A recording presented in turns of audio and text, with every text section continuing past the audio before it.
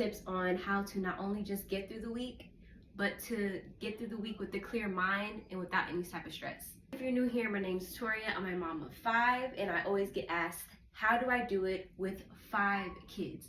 And that is exactly why I'm making this video today. My tips so that when the school starts, you guys can get through the week efficiently and without any struggle. Don't forget to hit that like button and subscribe if you like realistic routines and mom hacks, because I'm always posting them on all my social media platforms. Here they go right here.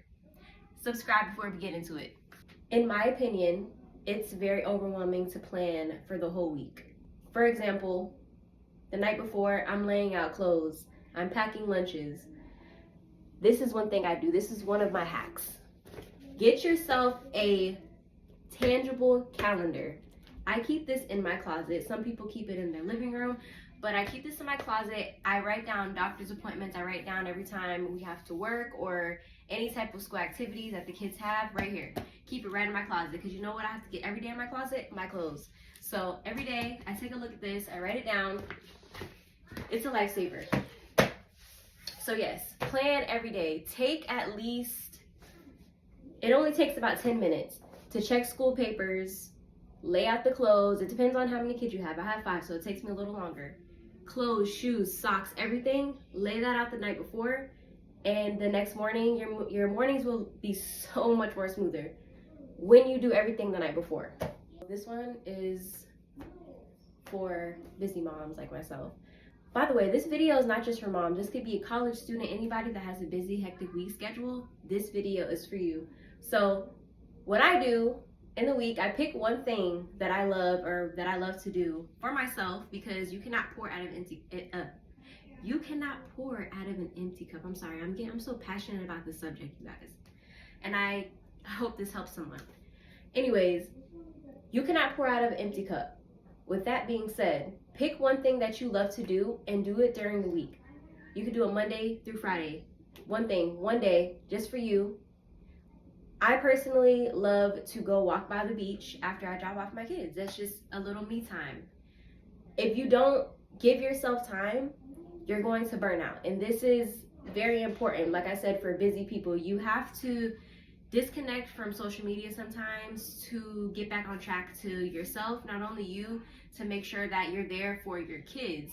Because when you burn out, that's when you fall into depression. That's when you fall into, when you're late every day for school, when you drop them off late for school.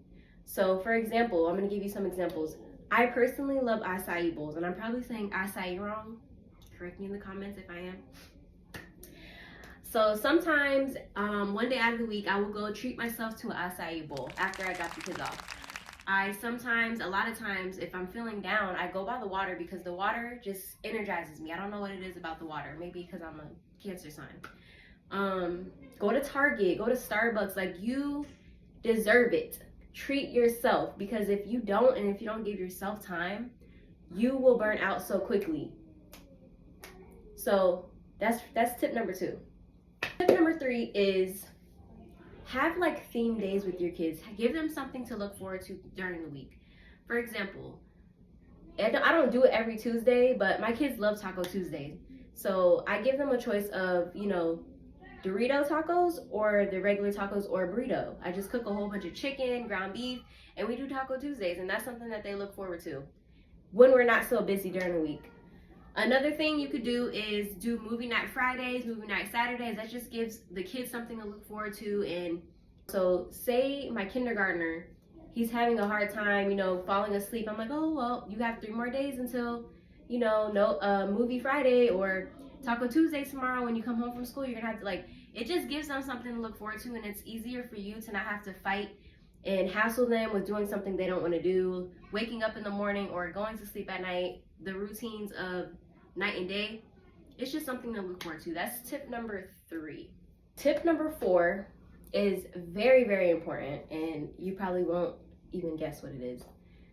Stop trying to chase perfection. Every day is a different challenge.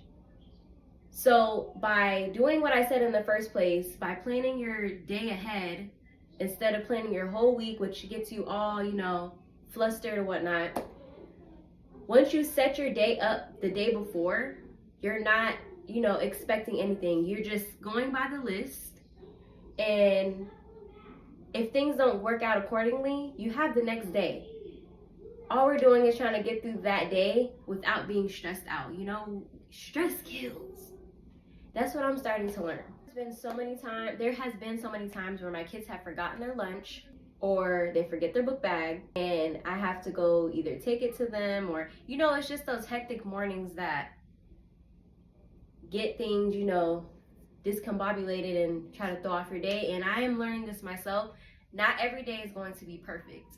There are going to be bad days, there's going to be good days, but the kids don't remember the bad days. They remember the love, and they're going to remember all these moments that you have with them. So you have to, I'm still learning that myself. I'm not perfect. So I'm just giving you guys little tips and tricks that I'm learning on the way as well.